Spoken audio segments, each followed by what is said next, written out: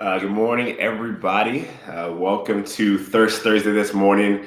So glad that you're tuning in with us and joining us for these on Thursdays and on Tuesday mornings. Just a chance to get a little bit of refreshment in the middle of the week, in the morning time. I think it's awesome that we can all be in separate places and by the click of a button, open up a screen and see some faces of some familiar people, and there you are connected. I think technology is just something crazy. As the years advance, I'm like, wow, the things that we're able to do on a screen, on this flat little screen, is incredible.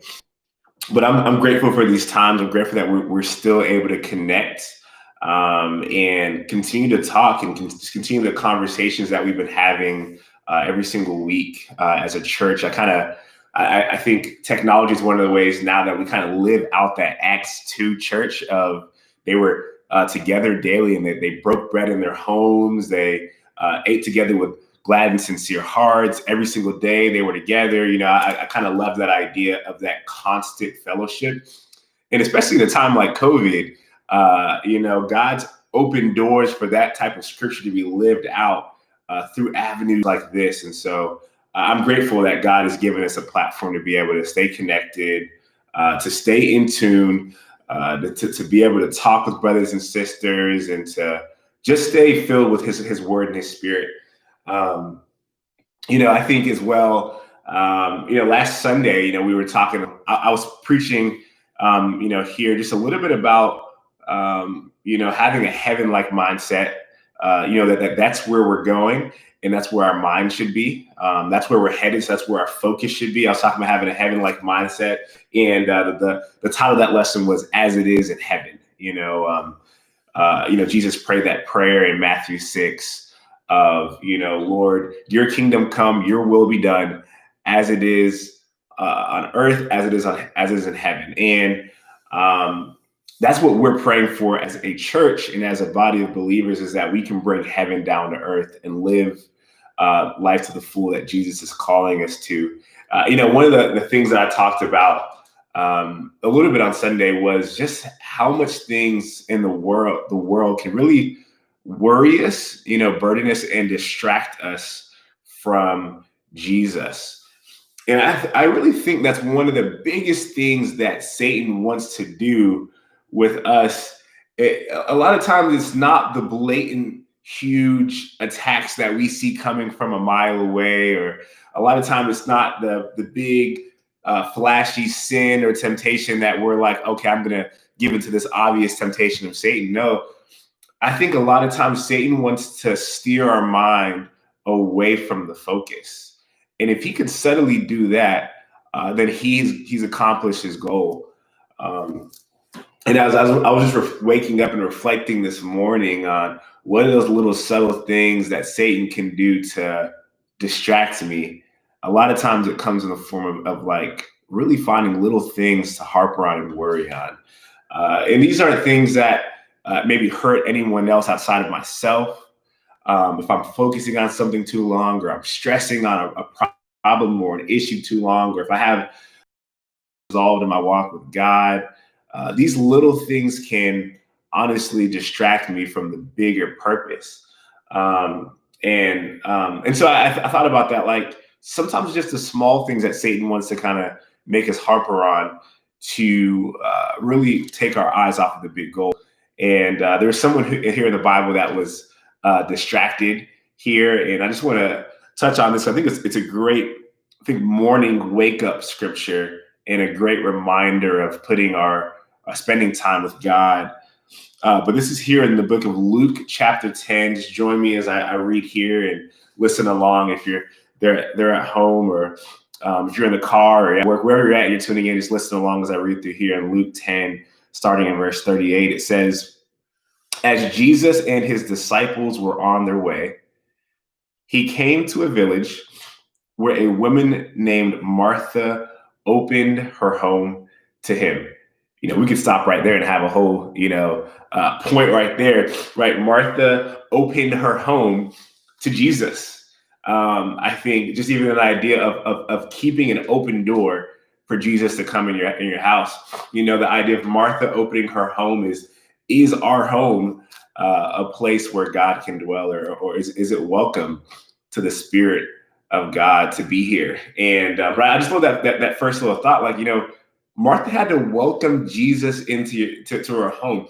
Even in this culture, in Jewish culture, the idea of sending a greeting or sending a welcome, letting someone come into your home was an honorable thing. This was probably a little bit bigger than it would be for today in our society. Today, it's just, hey, someone texts, hey, I'm coming over. But no, back then, when someone was welcomed into your home, you were actually allowing your favor to rest on that person. And I think that's awesome that Martha, welcomed Jesus into her home, and it said a lot. In the same way, when we welcome Jesus into our home, it's a bigger thing than we might think it is.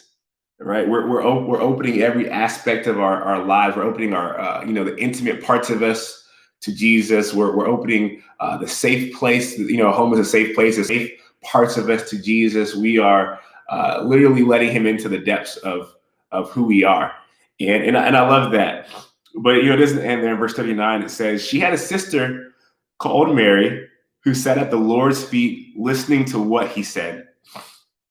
But Martha was distracted by all the preparations that had to be made. She came to Him and asked, Lord, don't you care that my sister has left me to do the work by myself? Tell her to help me. Martha, Martha, the Lord answered, you are worried and upset about many things, but few are needed, or indeed only one. Mary has chosen what is better, and it will not be taken from her. I think what's really, awesome about this scripture is it says in verse 40 that she had a sister named Mary, and that who sat at the Lord's feet listening to what He said. I don't know why. That's just a simple verse there that her sister Mary was sitting at the Lord's feet and just listening to what Jesus said. And I'm just imagining Jesus is sitting down, maybe where He's reclining, or maybe He's sitting and Mary's at His feet, and Jesus is telling us some of the best stories. All right, some of the best stories, and I'm sure Mary is just laughing, or maybe she's laughing, or maybe she's just completely focused on what Jesus is saying, or maybe they're having a deep conversation. I don't know, but the point we see here is that Mary was focused and she was sitting at the feet of Jesus. And I think, the more distractions that happen in the world, the more distractions that happen in our life, the harder it is for us to sit down at the feet of Jesus. There's so many things that we can get worried and upset about. And it says, but Martha was distracted by all the preparations that had to be made. And, the verse says that had to be made. I think it's speaking about in Martha's mind, right? These preparations had to get done, right? In her mind, these were non-negotiables. Jesus is here. There are preparations that have to be made. Things need to be in a specific order, in a specific way. If things do not go this way, there's going to be chaos. Things aren't going to be well. My Lord is in the house. I have to serve Him. And so I think that her mindset there was that things had to be done.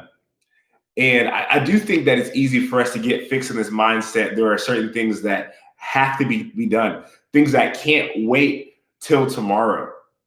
And, Jesus tells us in Matthew 6, don't worry about tomorrow, because, each day has enough trouble of its own. A lot of times we can find ourselves worrying about all the things that have to get done. And it's those things that begin to rule us, right? We begin to sit at the feet of our schedules, of our task lists, of the things that have to get done. We begin to sit at the feet of worriness and always get done throughout the week. That if we're sitting at the feet of our task list, or all things we need to get done, we can't simultaneously be sitting at the feet of Jesus. And I think that's something for us to really think about and ponder it, because a lot of times we sit at the feet of what needs to get done. And that's what Martha's doing right here. She was distracted by all the preparations. And because of this, I think we all can relate. She comes and she's like, Lord, like, don't you care that my sister has left me to do all the work for myself? She's like, Jesus, like, you obviously know that my sister is playing me right now, that she is not treating me the right way. She needs to be in here helping with these preparations. I'm trying to, get this food together and clean the house. She needs to be helping me with these preparations. And she's just sitting here having a good time. Lord, you're not going to say something to her? And I love Jesus's response. Martha, Martha. Or he says her name twice, just so she gets the point. Martha, Martha, you are worried and upset about many things. Don't you see the tag right there? He didn't just say that, Martha, you're worried about many things. He says you're worried and upset. Why? I think because a lot of times worrying precedes being upset.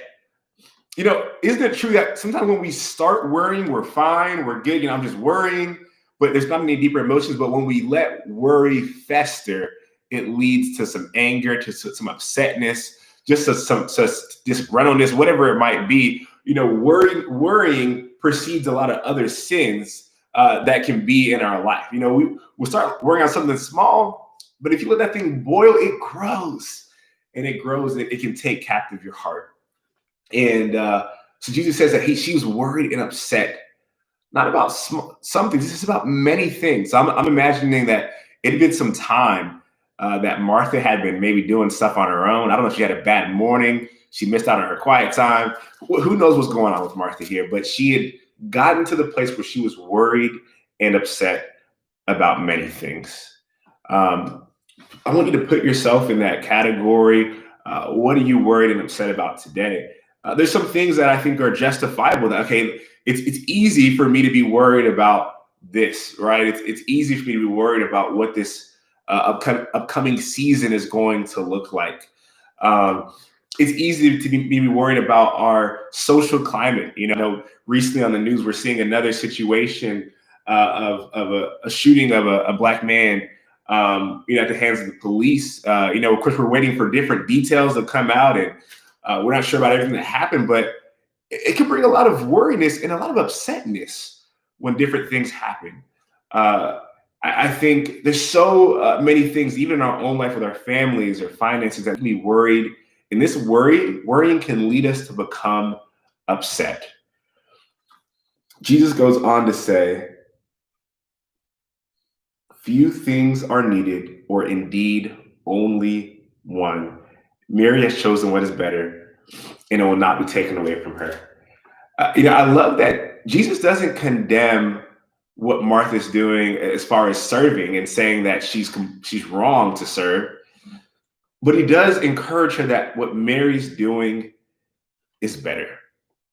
I don't think the goal here is that we should just burn our task list and don't get the things done that need to get done, or even when we're trying to do some things for Jesus, that we should stop doing those things, whether that's ministry or church or devotion, whatever that might be, or preaching the word.